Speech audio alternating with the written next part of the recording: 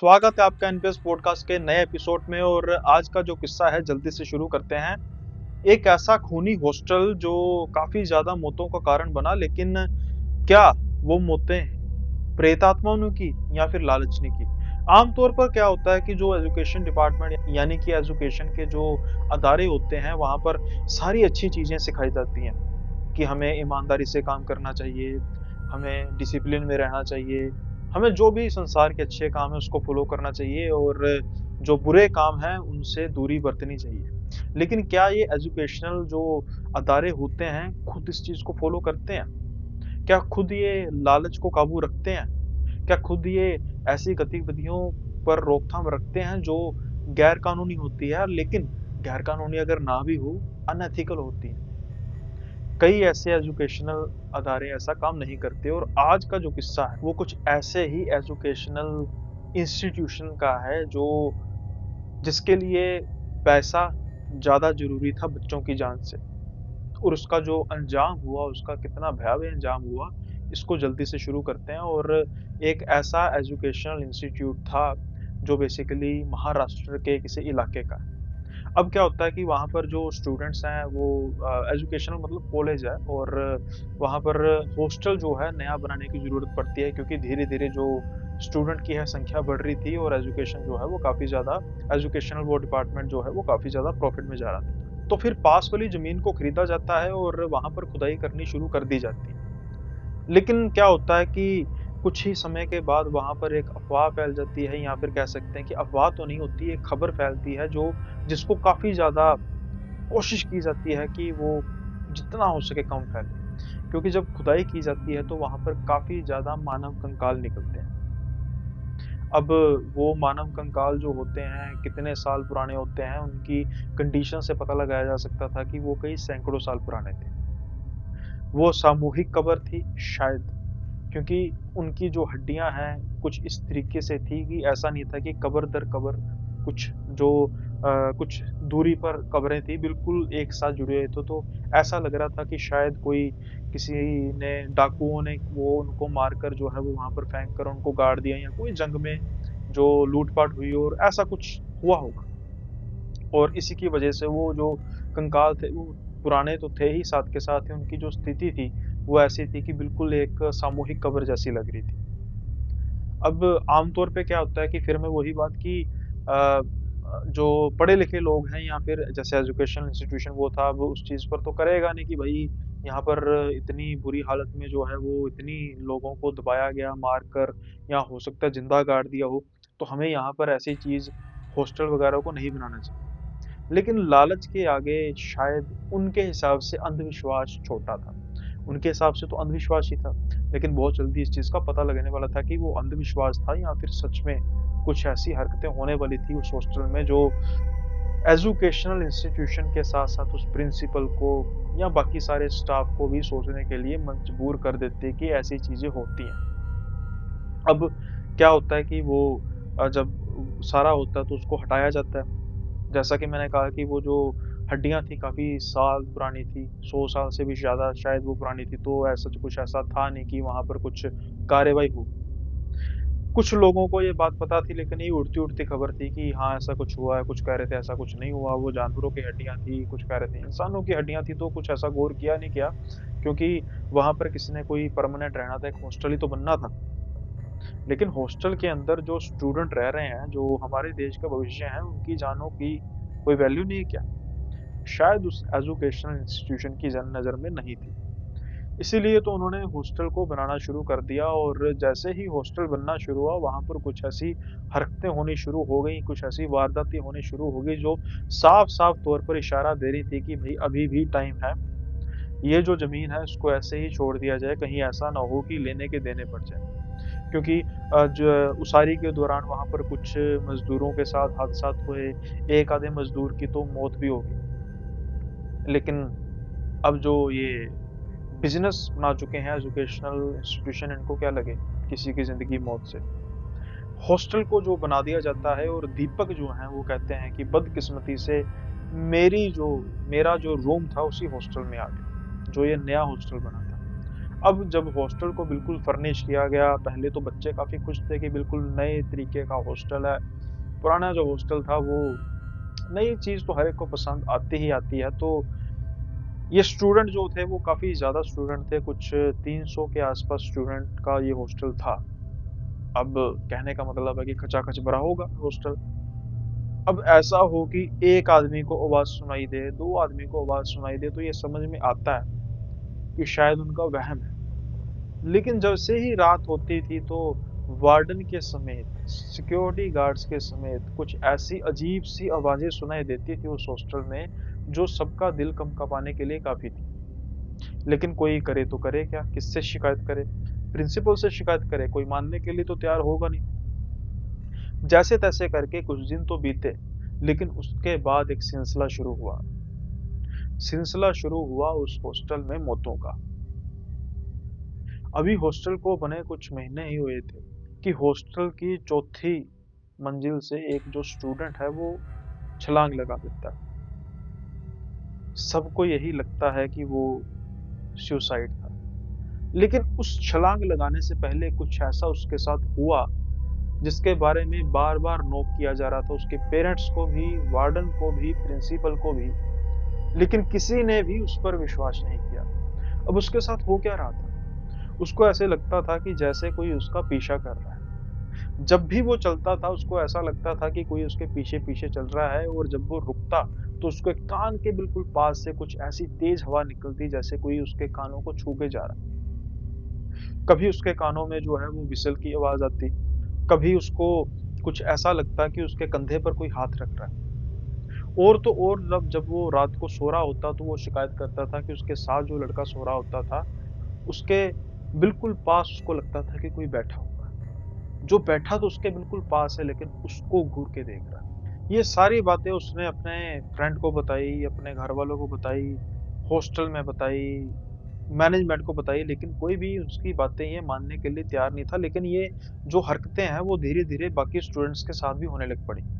अब जब इंस्टीट्यूशन पर ऐसी कुछ बातें आती हैं तो वो सोचते हैं कि हो सकता है कि ये मज़ाक हो या कोई प्रैंक हो, समथिंग ऐसा काफ़ी चीज़ें हुए लेकिन जब उसने सुसाइड कर लिया, उसके बाद से कुछ जो स्टूडेंट्स थे उनको तो ये बात साफ़ होगी कि हो ना हो यहाँ पर कुछ दिक्कत है। अब जैसे ही उसने सुसाइड किया और उसके बाद से कई पेरेंट्स ने तो अपने जो स्टूडेंट्स को है वहाँ से हटवा दिया, मतलब कि हॉस्टल से वो उनकी सर्विसेज़ खत्म कर ली और वो आस-पास जो है वो पीजी लेकर रहना शुरू कर दिया। क्योंकि जो माँ-बाप हैं वही अपने बच्चों की जान सबसे प्यारी होती है। जो इस चीज़ को वहम मानते थे और जो ये मानते थे ये सुसाइड ही था। वो समझते थे कि भई हो सकता है कुछ ऐसी बात हुई हो, लेकिन ये सुसाइड नहीं था, ये मर्डर था। और ये किसने किया था? ये उन्हीं प्रेतों ने किया था जो उस ज़मीन के नीचे दबे हुए थे और कितने सालों से ऐसे ही वो सो रहे थे और उनको जगा दिया गया, उनकी आत्माओं को जगा दिया गया। एक सुसाइड हो तो समझ में आता है कि कोई दिक्कत होगी, लेकिन हर महीने के बाद वहाँ पर सुसाइड होने लग पड़े। लेकिन फिर भी प्रशासन की जो वहाँ का प्रशासन था, उसकी जाग खुल नहीं रही थी।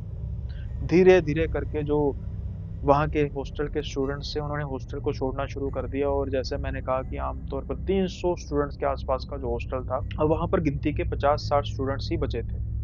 अब शायद वो किसी और बड़ी अनहोनी का वेट कर रहे थे।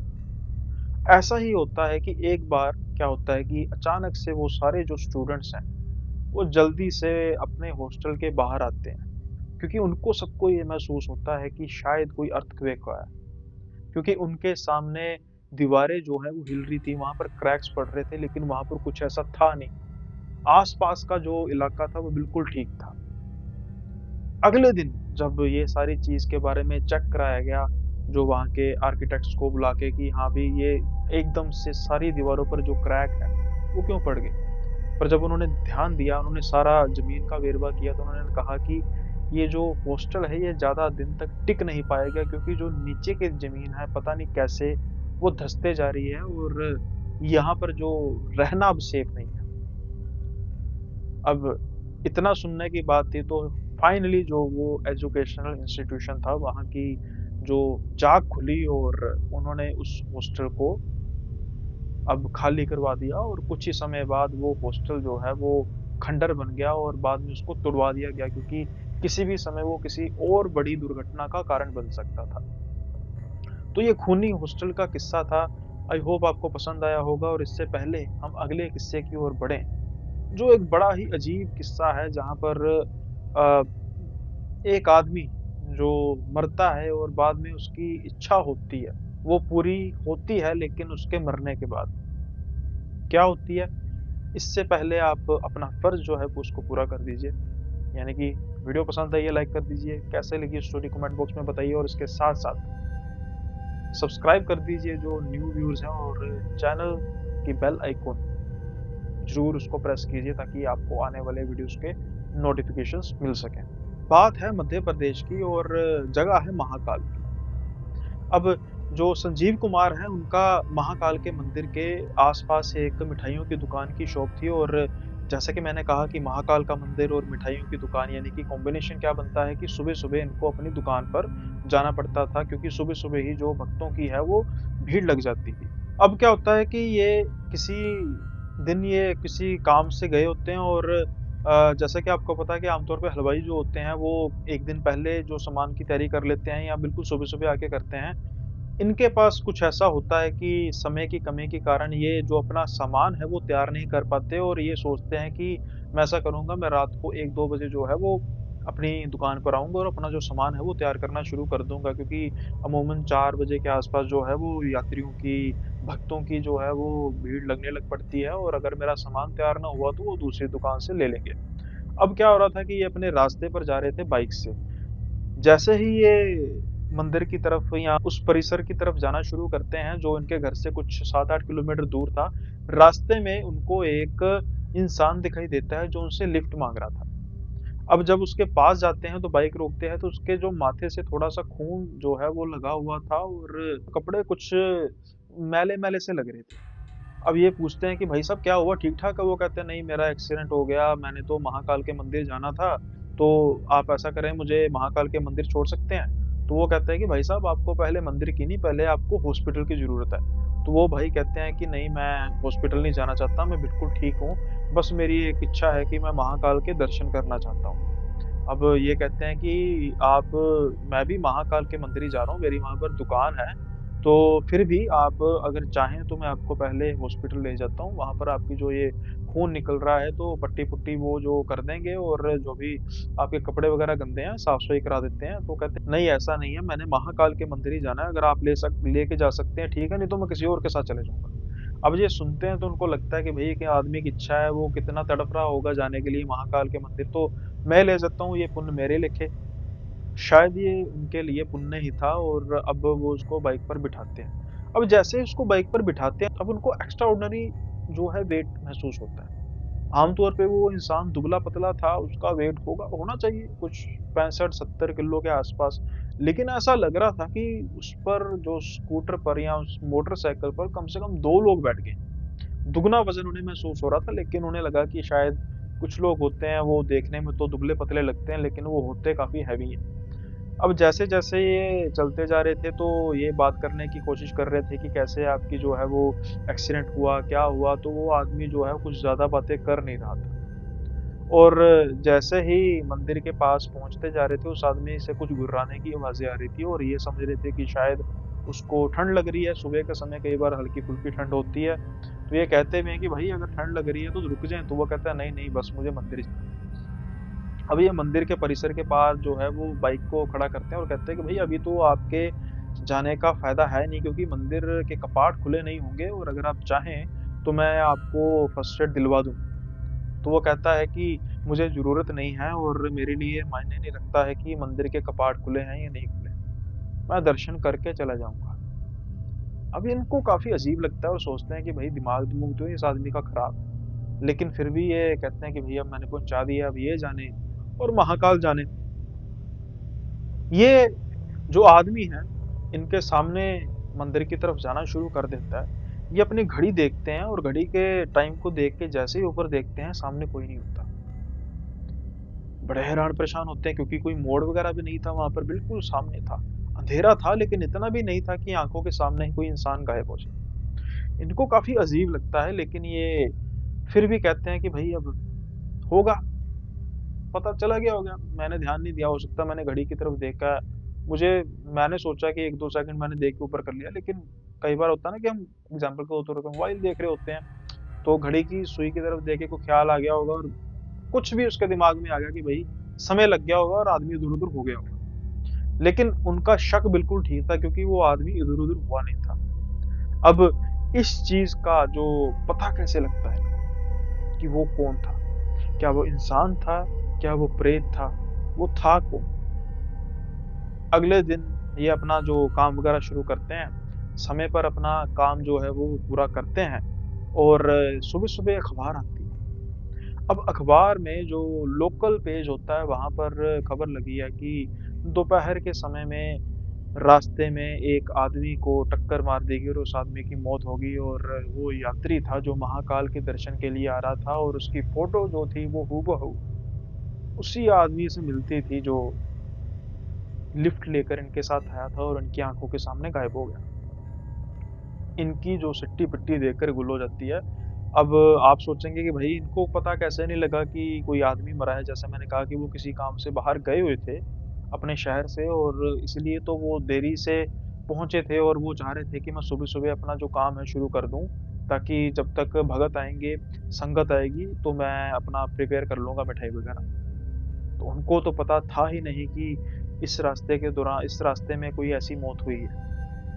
और वो शख्स वही था जो दर्शन के लिए जा रहा था महाकाल के मंदिर और वहाँ पर वो पहुँच नहीं सका। रास्ते में ही उसकी मौत हो गई, लेकिन उसके बावजूद भी महाकाल से मिलने की जो तड़प थी वो भरपूर थी उसमें। क्या कारण था? कोई दायरा था जो वो खुद ब खुद जा नहीं रहा था, लेकिन वो इनकी मदद से वहाँ पर पहुँच गया और उसकी जो यात्रा थी, वो जीते-जी तो नहीं लेकिन मरने के बाद भी संपन्न हुई। तो तो एक बार जय महाकाल ज़रूर कमेंट बॉक्स में लिखिए क्योंकि महाकाल ने जैसे-तैसे करके अपने भक्त को बुला ही लिया अपने पास। वो किसी कारणवश शायद वो शारीरिक रूप में नहीं पहुँच सका लेकिन उसकी आत्मा जो है वो वहाँ पर ज़रूर पहुँच गई। आई होप आपको ये किस्सा अच्छा लगा होगा और अच्छा लगा है तो इसको लाइक करना मत भूलिएगा और कमेंट बॉक्स में ज़रूर बताइएगा। जल्दी से बढ़ते हैं अगले किस्से की ओर और आज का जो अगला किस्सा है वो भी एक हॉस्टल वाला किस्सा है और आमतौर पर क्या होता है कि हॉस्टल में जो बॉयज़ होते हैं या गर्ल्स होती हैं, कोई भी हॉस्टल हो वहाँ पर शैतानियों का जो आलम होता है वो पूरा भरपूर होता है। लेकिन कुछ ऐसी रेड लाइन्स होती हैं जिसको क्रॉस नहीं करना चाहिए और ऐसी ही रेड लाइन्स को क्रॉस किया गया। 2 दोस्तों ने ऐसी ही रेड लाइन्स को क्रॉस किया, नागेश और प्रवीण। ये दोनों एक कॉलेज में दाखिला लेते हैं और वहाँ पर ये हॉस्टल में रहना शुरू करते हैं। धीरे-धीरे इनका सर्कल बढ़ता जाता है और आमतौर पे जो सॉफ्ट गैंग होते हैं मतलब कि हल्की-फुल्की लड़ाइयाँ मतलब हाथापाई नहीं बस मज़ाक में जैसे होते हैं ना, तो फनी गैंग होते हैं तो ये चलते हैं। अब इनका जो है वो 2 जनों का मेन ग्रुप था और दूसरी जगह भी 2 लड़के थे। इनकी दोस्ती बड़ी पक्की थी लेकिन ये एक-दूसरे के साथ शर्तें लगाते थे, एक-दूसरे को तंग परेशान करना जो हॉस्टल की लाइफ़ होती है चलती रहती थी। अब इनके हॉस्टल की एक ख़ास बात थी कि इनके हॉस्टल की बैक साइड पे एक पुरानी बिल्डिंग थी, वो भी हॉस्टल था। काफ़ी ज़्यादा पुरानी बिल्डिंग थी और वहाँ पर एक बिल्कुल साइड पे एक पीपल का पेड़ था, जो देखने में काफ़ी ज़्यादा भयानक नज़र आता था और उसकी एक हिस्ट्री थी। वो क्या थी? वहाँ पर किसी समय में एक लड़के ने फांसी लगा दी थी अपने आप को और बहुत से लोगों ने जब अगले दिन उसको टंगा हुआ देखा, वहाँ पर तो एक खौफ का माहौल पैदा हो गया और धीरे-धीरे जो उस हॉस्टल की बिल्डिंग थी, वो पुरानी थी और उसके पास तो कोई रहना पसंद करता ही नहीं था, तो वो हॉस्टल को खाली कर दिया गया और ये बिल्डिंग थी जो उस हॉस्टल के रिप्लेसमेंट में बनी थी। क्योंकि ना सिर्फ़ उस पेड़ से लोग डरते थे, बल्कि उस हॉस्टल में भी अजीब-सी तरीके की हरकतें होती थी। कई लोगों को तो ऐसा महसूस होता था कि वो हॉस्टल नहीं, साक्षात भूल-भुलैया है।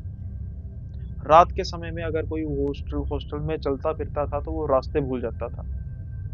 उसको ऐसा लगता था कि वो किसी भूल-भुलैया में आ चुका है, इसलिए वहाँ पर गुरेज किया जाता था। अब जो ये बात है इन चारों को भी पता थी, नागेश को भी पता थी, उसके दोस्त को भी पता थी, परवीन को। लेकिन अब पता होना अलग बात होती है, इस चीज़ को विश्वास करना, इस चीज़ के बारे में सोचना, मानना अलग बात होती है। अब जो दूसरे दोस्त थे, ये दोस्त थे, इनके बीच में एक बार लग गई शर्त। ₹5000 की शर्त लग गई कि भाई 1 घंटा अगर तुम उस हॉस्टल में बिताकर आओगे, समेत उस पेड़ 15 मिनट उस पेड़ पर के पास बैठना है और उसके बाद उस हॉस्टल में तुमने रात के समय में 2 बजे के बाद जाना है। इन्होंने सारा प्लानिंग कर ली थी कि हम कैसे सिक्योरिटी गार्ड की आंखों में चकमा दे के वहां पे जाएंगे, सब कुछ इन्होंने प्लान कर लिया था। अगर ऐसा होता है तो 5,000 रुपये जो है इनको मिल जाएगा। अब नागेश और प्रवीण दोनों काफी खुश थे कि भाई ये तो रिफंड का काम हो गया, 5,000 रुपये ये तो खत्म हुए नहीं होंगे। बात पुरानी है भाई, 5,000 बहुत होता था तब। अब ये सोचते हैं कि चलो जी ऐसा करते हैं, बात पुरानी मतलब कुछ 15-20 साल पुरानी, इतनी ज्यादा भी नहीं। अब ये सोचते हैं कि भाई ऐसा करते हैं, पहले हम करेंगे। उन्होंने ये भी शर्त रख ली कि पहले तुम करोगे और अगर उसके बाद तुम जीत गए तो फिर ये तुम्हारा तुम पर होगा कि तुम हमें भी ये चैलेंज देना चाहते हो। अगर चाहोगे तो ठीक है, अगर नहीं चाहोगे तो फिर भी ठीक है। इसके बाद ये इनमें ठन जाती है और इन्होंने अपना टाइम वगैरह सारा दिन चूज कर लिया जाता है और उसी टाइम पर ये जाते हैं उस हॉस्टल में। पहले तो जाते हैं ये उस पेड़ की तरफ। पेड़ जो रात को है वो दिखने में काफी ज्यादा डरावना लग रहा था। हालांकि इन्होंने टॉर्चेस वगैरह ली थी, जो मोबाइल होते थे फीचर फोन होते थे उसकी भी टॉर्च होती थी, लेकिन कम रोशनी होती थी, तो इन्होंने टॉर्च जो है एहतियातन तौर पर ली थी क्योंकि जानवर वगैरह कीड़ा मकोड़ा वगैरह ना हो। कुछ समय ये उस पेड़ के नीचे बैठते हैं। पेड़ देखने में काफी डरावना लग रहा था, हल्का फुल्का इनको डर लग तो रहा था, लेकिन ये 5,000 के लालच के पीछे इतने पागल हो चुके थे कि ये उस चीज को दरकिनार कर रहे थे। करना चाहिए था, बिल्कुल नहीं करना चाहिए था, क्योंकि कुछ समय बीतता है और दोनों को अजीब से तरीके का भारीपन महसूस होने लग पड़ता है। ऐसा लग रहा था कि उनके कंधों पर शायद कोई बैठा हुआ है। नजर तो नहीं आ रहा था, लेकिन भार वो है वो काफी महसूस हो रहा था, जैसे उनके कंधों को, दोनों के, सिर्फ एक के नहीं दोनों के कंधों को भींच रहा है। जैसे तैसे करके 15 मिनट बीतते हैं और ये हॉस्टल के अंदर की तरफ जाना शुरू करते हैं और वहां पर काफी ज्यादा अंधेरा था। अब जब ये अंदर जाते हैं हॉस्टल के, वहां पर काफी ज्यादा अंधेरा होता है, लेकिन कुछ ऐसी परेशानी वाली बात तो थी क्योंकि ये साथ में टॉर्च लेकर गए थे। लेकिन अब इनके साथ भी वही होता है जो बाकी स्टूडेंट्स के साथ आमतौर पर होता था, जिसकी वजह से ये हॉस्टल अबेंडेंड हो गया। जैसे जैसे ये रूम्स में चल रहे थे, इनको कुछ समय बाद ऐसा ही महसूस हो रहा था कि ये तो रूम पहले इन्होंने विजिट किया है कुछ ही समय पहले। अब एग्जाम्पल के तौर पर कि 2 बजे के आसपास ये एंटर किए उस पुराने हॉस्टल में, 15 मिनट ये उस पेड़ के पास रहे और अब ये हॉस्टल के अंदर एंटर कर चुके थे, यानी कि 2:15 बजे के आसपास ये हॉस्टल के अंदर एंटर कर चुके थे। उसके बाद जैसे ही इन्होंने विजिट करना शुरू किया तो फिर 2:15 के बाद 2:30 बजने चाहिए, 2:45 बजने चाहिए। ये काफी देर से एक जगह से दूसरी जगह पर घूमे जा रहे थे, लेकिन समय जो था वो कुछ अजीब से तरीके से स्लो चल रहा था। कहने का मतलब है कि इनके हिसाब से तो 2 के 2:30 बजने चाहिए थे, लेकिन 2:16 हुए हुए थे। जैसे जैसे ये रूम्स की वो दोबारा विजिट करते जा रहे थे, वैसे वैसे इनकी फ्रस्ट्रेशन बढ़ती जा रही थी और इनको अपने कंधों पर फिर से वही बोझ जो है वो ऐसा लग रहा था कि कोई बैठा हुआ है। अब ये दोनों एक जगह पे खड़े हो जाते हैं। दोनों का जो चेहरा है वो इस तरीके से डरा होता है कि एक दूसरे को ये दिलासा देने की कोशिश कर रहे हैं कि भाई दोनों डरे तो हैं, लेकिन अब कुछ हो नहीं सकता। अब हम यहीं पर एक जगह पे खड़े हो जाते हैं। कुछ ही समय बाद नागेश को पीछे से हल्का सा जैसे कोई हिलाता है ना, कंधे पर नोक करता है। तो नागेश प्रवीण को कहता है कि भाई क्या बात है। प्रवीण कहता है कि भाई कुछ नहीं, मैंने क्या कहा। तो कहता है कि भाई तूने मेरे कंधे पर हाथ लगाया, कुछ पूछना है, कुछ बताना है। तो वो कहता है कि भाई मैंने तो नहीं लगाया। तो फिर कहता है ये किसने लगाया। अब इस चीज का जवाब दोनों के पास था नहीं। समय ये देख रहे हैं, समय काफी ज्यादा धीरे धीरे बीत रहा है। डर इन दोनों का बढ़ता जा रहा है, लेकिन ये दोनों महसूस नहीं होने दे रहे कि जो इनका डर है इन पर हावी हो रहा है, क्योंकि अगर इन दोनों पर डर हावी हो गया और इन दोनों को पता लग गया तो फिर क्या होगा, शायद ये इस चीज के बारे में जानते थे, लेकिन ये बात तो इनको वहां पर जाने से पहले सोचनी चाहिए थी। अब ये उस प्रेत के जाल में फंस चुके थे। अब जो प्रेत चाह रहा था वही हो रहा था। जैसे जैसे समय धीरे धीरे बीत रहा था, इनका डर बीत रहा था। कभी इनको अजीब सी आवाजें आती, इनको पहले लग रहा था कि शायद कोई इनके दोस्त है, वो डराने की कोशिश तो नहीं कर रहे, लेकिन दूर दूर तक उन दोस्तों का कोई नामो निशान नहीं था। अब हार के नागेश जो है वो प्रवीण को कहता है कि भाई मुझे लग रहा है हम यहाँ पे फंस रहे हैं, क्योंकि मेरे हिसाब से तो हम यहाँ पर कम से कम 1 घंटे से खड़े हैं, लेकिन समय जो है वो सिर्फ 12:25 हुआ है। ऐसा हो ही नहीं सकता कि हम 10 मिनट में खड़े हैं और ये हमारे जो कंधों पर कोई नोक कर रहा है या फिर हमारे आस-पास की जो आवाज़ें हैं, ये इस चीज़ के बारे में बता रही हैं कि हो ना हो हमारे अलावा भी यहाँ पर कुछ है और वो इंसान नहीं है, इस बात की गारंटी है। अब जब ये सब कुछ होता है तो उन दोनों की हिम्मत जो है वो जवाब देना शुरू कर देती है, तो फिर अब आखिर में जो है वो किसकी शरण में जाते हैं? वो जाते हैं हनुमान जी की शरण में। हनुमान चालीसा वो पढ़ना शुरू कर देते हैं, भगवान भोलेनाथ का नाम लेना शुरू कर देते हैं और बस ये कहते हैं कि बाबा बस अब हम दोबारा से कुछ ऐसी गलती नहीं करेंगे। जहाँ पर कोई भी यहाँ पर कोई शक्ति है, तो वो भी हमें माफ़ करे क्योंकि हमने ये सोचा था कि ऐसा कुछ होता नहीं है लेकिन यहाँ पर ऐसा कुछ है और हम आपसे भी माफ़ी माँगते हैं। कृपया करके हमें यहाँ से जाने दीजिए। अब क्या होता है कि थोड़ी देर तक ये बस भगवान का नाम जपते हैं, भोले बाबा का नाम जपते हैं, हनुमान जी का नाम जपते हैं, हनुमान चालीसा पढ़ते हैं। तो ये फिर से कोशिश करते हैं हॉस्टल से बाहर जाने की। अब इनको जो है वो रास्ता दिखाई दे जाता है जहाँ से इन्होंने एंटर किया था। जैसे ही वो उस रास्ते से निकलते हैं, दीवार फाँदते हैं, तो जो उनके सामने दोस्त दोनों खड़े थे, उनको काफ़ी अजीब तरीके से देख रहे थे। वो कह रहे थे कि हम जो शर्त है भई हार गए और मान गए तुमको। अब दोनों अपनी घड़ी देखते हैं और घड़ी पर 5 बजे हुए थे सुबह के। और जब ये दीवार फांद रहे थे, तो इससे पहले भी इन्होंने घड़ी की झलक देखी थी और उस समय सिर्फ घड़ी पर 12 बजकर 35 मिनट हुए थे। ये दोनों हैरान परेशान थे कि उस दीवार के उस पार ऐसा क्या है कि साढ़े 4 घंटे का कम से कम फ़र्क आ गया। अब इनकी आँखों में डर जो है वो उन दोस्तों को साफ दिखाई दे रहा था। वो दोस्त कहते हैं कि भई सुबह तुम्हारे पैसे दे देंगे और हमने तो 1 घंटा कहा था, तुम 5 घंटे वहाँ पर बिताए, मान गए तुमको। अब इनसे कुछ बोला तो जा नहीं रहा था और यहाँ पर ये कुछ बोलना नहीं चाहते थे, ये जल्दी से अपने रूम में जाते हैं, वहाँ पर इनका जो हाल है वो काफ़ी बुरा होता है, बुखार, काफ़ी दिन, 1 दिन भी नहीं, 2 दिन भी नहीं, काफ़ी दिन इनको बुखार रहता है। फिर अपने घर चले जाते हैं क्योंकि यहाँ पर ये ठीक नहीं हो रहे थे और जब सब कुछ धीरे-धीरे ठीक होता है और उसके बाद ये फिर बताते हैं कि भई, जो ये तुम 5 घंटे की हमारी हिम्मत की बात कर रहे हो ना, हमें पता है कि हमने वहाँ पर कैसे बिताए। क्योंकि हम अपने हिसाब से 40 मिनट की सिर्फ बिता कर आए थे वहाँ पे। और जो भी इस हॉस्टल के बारे में किस्से मशहूर हैं, जो भी इस पेड़ के बारे में किस्से मशहूर हैं, वो कहानियों तक सीमित नहीं, वो सच में किस्से हैं। और आगे से कभी भी शर्त इस हॉस्टल के बारे में ना लगाना और बल्कि शर्त लगाना ही ना, क्योंकि क्या पता इस बार तो हम बच गए, अगली बार ये नौबत ना ही आए। होप आपको स्टोरी, कहानी, किस्सा अच्छा लगा होगा और अगर अच्छी लगी है ये कहानी तो आप ज़रूर लाइक कीजिए वीडियो को, कमेंट बॉक्स में भी बताइए कैसा लग रहा है और जल्दी से बढ़ते हैं आज के अगले और आखिरी किस्से की ओर। अब ऐसा ही कुछ जो हुआ हमारे दोस्त राजीव के साथ।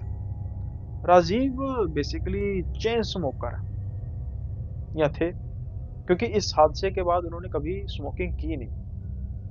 अब इस सारे किस्से में इनका कसूर था, इनकी स्मोकिंग की लत का कसूर था या फिर ये गलत जगह पे गलत समय पे पहुँच गए। इसके बारे में तो कुछ क्लियर नहीं है लेकिन इन्होंने एक गंदी आदत जो है उसको ज़रूर छोड़ दिया। अब वाक़या क्या इनके साथ होता है कि ये बेसिकली शहर में पले-बड़े हैं और गाँवों के किस्से कहानियों को लेकर इतने ज़्यादा ये सतर्क नहीं है और शायद इनके साथ हुआ भी इसलिए है। गाँव में इनके रिश्तेदार रहते हैं, कभी-कभार इनका गाँव में जाना होता था लेकिन एज़ सच कभी ये अकेले किसी ऐसी वीरान जगह पर नहीं गए जहाँ पर इनके लिए दिक्कत परेशानी हो जाए। लेकिन अब ये गाँव में दोबारा आए क्योंकि इनके कज़न ब्रदर की शादी थी। अब कज़न ब्रदर की शादी से पहले जो रस्म और रिवाज होते हैं, संगीत वगैरह या जो भी होता है, वो सारी रस्में रिवाज चल रहे थे। अब जैसा कि मैंने कहा कि ये थे चेन स्मोकर। अब इनको सिगरेट की जो लत लगी हुई थी लेकिन इनको कोई ऐसा एरिया, कोई ऐसी जगह नज़र नहीं आ रही थी कि जहाँ पर ये अपनी लत को पूरी कर सकें। अब उस समय सारे अपने हँसी खेलने में सारे जो हैं वो अपने एन्जॉय करने में लगे हुए थे, तो इन्होंने सोचा कि मैं धीरे से जो है वहाँ से चुपके से निकलता हूँ और कोई सुनसान सा रास्ता देख के वहाँ पर सिगरेट फूँकता हूँ। चलते ये नहर के किनारे पहुँच गए जो उनके घर से कुछ ही दूरी पर थी। अब वहाँ पर इन्होंने जो है वो सिगरेट पीनी शुरू कर दी लेकिन इनको काफ़ी अजीब-सी चीज़ दिखाई दी, जो नहर के दूसरे किनारे पर खड़ी थी। कोई ऐसी एंटिटी थी जो सफ़ेद से कपड़ों में थी, उसके जो बाल थे वो भी काफ़ी ज़्यादा सफ़ेद थे, चेहरा उसका बिल्कुल नज़र नहीं आ रहा था, यानी कि चेहरे वाले हिस्से पे बिल्कुल काला था और टाँगें भी उसकी नज़र नहीं आ रही थी और ऐसा लग रहा था कोई झूल रहा है। हो सकता है कि कोई कपड़ा टंगा हो किसी झाड़ी में, ये भी बिल्कुल सही है। लेकिन ये सही तब हो ना कि उसको बार-बार वो चीज़ नज़र आ रही है। उसको बार-बार वो चीज़ नज़र आ नहीं रही थी। वो कैसे? अब इन्होंने सिगरेट का एक कश लगाया, उसकी तरफ देखा, पहले तो देख के डर गए, लेकिन सोचा कि जो मैंने आपको कहा कि कुछ ऐसी चीज़ लटक रही होगी। अब ये अपना मोबाइल निकालते हैं और मोबाइल को स्क्रॉल करना शुरू करते हैं और जैसे ही दोबारा ऊपर देखते हैं, वहाँ पर कोई चीज़ है ही नहीं। ये देख के तो थोड़ा-सा ये सकते में आ जाते हैं कि भई ये क्या चीज़ है भई? ऐसा नहीं हो सकता कि कोई चीज़ वहाँ पर कपड़े जैसी हो तो मेरे देखते ही देखते वो चीज़ वहाँ पर ना हो। इनको फिर लगता है कि शायद मेरा वहम होगा और ये स्क्रॉल करना दोबारा शुरू करते हैं और जब दोबारा से वहाँ पर देखते हैं, तो फिर से वो चीज़ उनको नज़र आ रही होती है। अब इनकी जो टाँगें कँप-कँपाने लग पड़ती हैं क्योंकि इनको ये समझ में आ गया था कि जो भी है यहाँ पर कोई इंसानी चीज़ तो है। इतनी जल्दी गायब हो नहीं सकती और इतनी जल्दी नज़र आ नहीं सकती। अब क्या होता है कि ये सोच ही रहे होते हैं तो अचानक से इनकी चीख निकल जाती है। क्यों? क्योंकि पीछे से कोई थपथपाता है इनको। तो एकदम हड़बड़ाते हैं, सिगरेट इनकी छूटती है और जब ये पीछे देखते हैं तो इनकी जान में जान आ जाती है। क्योंकि इनका जो कज़न ब्रदर था जिसके रियल ब्रदर की शादी थी, वो कहता था, "भाई क्या कर रहा है यहाँ पे?" तो ये कहते हैं कि, "भाई मैं सिगरेट पीने आया था और वो देख वो क्या है?" तो भाई कहता, "क्या क्या किस बारे में बात कर रहा है?" कह रहा, "वो देख यार तुझे सफ़ेद सी चीज़ नज़र नहीं आ रही?" वो कह रहा, "कौन सी सफ़ेद चीज़?" कहता, "वो देख" वो इशारा करते हैं, "वो देख यार मुझे नज़र आ रही है, अभी भी नज़र आ रही है, तो तुझे नज़र नहीं आ रही?" तो पीछे से कोई जवाब नहीं आता। अब जैसे ये पीछे मुड़ के देखते हैं, तो वो होता ही नहीं। अब डरती हुई निगाहों से जैसे ही ये दोबारा उस तरफ देखते हैं, जहाँ पर ये कुछ चीज़ उनको नज़र आ रही है, वो भी नहीं होती। अब इस कंडीशन में आप होते तो क्या करते? मैं होता मैं होता तो भागता भाई वहाँ से। अब भागना भी इतना आसान था नहीं इनके लिए, क्योंकि शुरू में तो ये दौड़ लगाते हैं, लेकिन दौड़ते-दौड़ते अचानक इनको ऐसा लगता है कि कोई इनके पाँव पकड़ रहा है। चल रहे हैं, पहले दौड़ रहे हैं, फिर धीरे-धीरे ये इनकी जो स्पीड है वो स्लो हो जाती है और इनको ऐसा लग रहा है कि उनके जो टाँगों को है ना कोई जकड़ रहा है। अब बिल्कुल धीरे-धीरे कहीं जगह पे गिर रहे हैं, रेंग-रेंग के ये पहुँच रहे हैं और कोई दूर से जो घर के उनको देख लेता है और ये रेंग के आ रहे होते हैं, जैसे इनको पीछे से कोई खींच रहा है। और जैसे ही वो आदमी इनकी तरफ आता है, तो कहता है, "भाई क्या हो गया? क्या हो गया? रेंग के क्यों आ रहा है?" अब इनकी आँखों में आँसू होते हैं, रुदाली-सी इनकी शक्ल बनी होती है, कपड़े इनके गंदे होते हैं। तो जो आदमी होता है वो गाँव का होता है तो इनको पहले उठाता है, हौसला करता है, "क्या हुआ भाई?" तो ये सारा जो किस्सा है बताते हैं कि मुझे ऐसे नज़र आई तो कहता है, "भाई नहर के आस-पास ऐसी चीज़ें होती हैं, डाकनियाँ वग़ैरह होती हैं तो आपको किसी ने सलाह दी थी वहाँ पर शूटर लगाने की, उसको पसंद नहीं आया होगा आपका सिगरेट पीना। तो गनीमत है कि आपको जो है वो उसने नहर के अंदर नहीं डाला, नहीं तो ऐसे कई हादसात होते रहते हैं, जहाँ दिन में हमें नहर में लाशें मिलती हैं और हो ना हो वो ज़्यादा केसेज़ में ऐसा ही होता है कि किसी प्रेत आत्मा ने, किसी डाकिनी ने उसका काम खत्म कर दिया। अब जब उनको घर में लेकर आया गया तो पहले तो मतलब किया कि कोई इतना नज़र ना करे क्योंकि सारे एन्जॉय कर रहे थे और माहौल ख़राब हो जाना था। कमरों में जब देखा तो उनकी टाँगों पर ऐसे निशान लगे हुए थे जैसे कोई उनको पकड़ कर मतलब किसी ने पकड़ा हुआ है। और उसके बाद से इनके साथ एक अच्छा हुआ काम और एक बुरा काम हुआ। अच्छा काम क्या हुआ कि इन्होंने सिगरेट जो है वो पीनी बंद कर दी। ऐसा नहीं है कि उस चीज़ से तब डर गए और बंद कर दी, इतनी जल्दी सुधरने वाले ये नहीं थे। जब भी ये सिगरेट पीने के बारे में सोचते या फिर पहले शुरू-शुरू में सिगरेट पीते तो अचानक से इनके नज़रों के सामने वो दृश्य आ जाता। तो इनको डर हो गया उस चीज़ का। दूसरा अब इनकी जो लेफ्ट लेग है वो धीरे-धीरे उससे लँगड़ा के चलते हैं। ये कहते हैं कि जब ये चलते हैं तो वहाँ से दर्द उठती है और ठीक उसी जगह पर हाथ लगाने से दर्द होती है जहाँ पर वो निशान पड़ा और निशान वो आज भी है। दूसरी टाँग पर वो निशान उतना गहरा नहीं लेकिन इनकी लेफ्ट लेग पर वो निशान काफ़ी गहरा है। तो ये थे आज के 4 किस्से। आई होप आपको ये किस्से पसंद आए होंगे। अगर किस्से पसंद आए हैं तो जल्दी से इनको लाइक कर दीजिए। जाते-जाते अगर न्यू व्यूज़ हैं तो चैनल को सब्सक्राइब करना मत भूलिएगा। कमेंट बॉक्स में ज़रूर बताइए कि आपको कैसे कौन-सा किस्सा सबसे ज़्यादा पसंद आया। और जल्दी ही मिलेंगे अगले वीडियो में नए किस्सों के साथ। तब तक के लिए बाय-बाय, अपना ख्याल रखिए।